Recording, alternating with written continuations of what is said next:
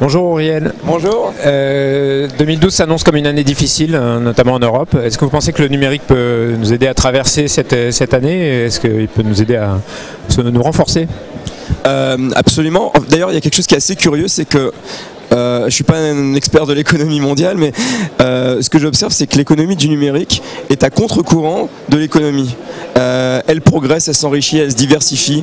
Et j'ai l'impression que c'est un des rares secteurs dans le monde, pas simplement en Europe, qui a encore une chance de relancer d'une manière globale l'économie, en tout cas certainement de ne pas être affecté directement et dramatiquement par la crise. D'accord. Et vous, dans vos activités, vous ressentez ça comme ça? Comment vous voyez ça? Comment? Absolument. Enfin, donc pour rappeler ce qu'on fait, donc j'ai créé une société qui s'appelle AppsFire, qui est spécialisée dans la promotion des applications mobiles. Ouais. Et les applications mobiles est un marché en plein boom. Oui. Vous êtes au cœur de. On est au cœur d'un des secteurs qui est en plus forte croissance dans le monde, avec des milliards de téléchargements qui ont lieu tous les mois sur différentes plateformes et des besoins croissants de la part des développeurs pour la promotion. Donc nous, on voit pas du tout d'effet de la crise, en tout cas pour le moment. Ah, c'est vous? C'est nous, nous et puis les autres. Donc dans notre secteur d'activité, j'ai l'impression que les gens n'ont pas encore pris la décision de restreindre leurs dépenses. Ils veulent tous un téléphone d'une nouvelle génération et puis ils veulent tous des applications. Donc tant que ça sera comme ça, on n'aura pas vraiment de problème. Et dans ce grand monde des applications, qu'est-ce que vous voyez véritablement dominer pour le moment? Alors, si vous regardez simplement là, en termes d'équipement, il y a une guerre entre Apple et Google, hein, qui est, on peut dire, partagée à 50-50 en termes de parc d'installation. Il est probable que Google, à un moment donné, parce que tout simplement ils font des deals avec plein d'opérateurs et avec tous les constructeurs, mathématiquement on va être plus gros. En revanche, ce qu'on observe, c'est économiquement, Apple domine très largement le marché des applications. C'est-à-dire qu'un développeur a beaucoup plus de chances de créer des revenus, soit publicitaires, soit via des transactions sur la plateforme d'Apple que sur la plateforme d'Android. Et pour deux raisons.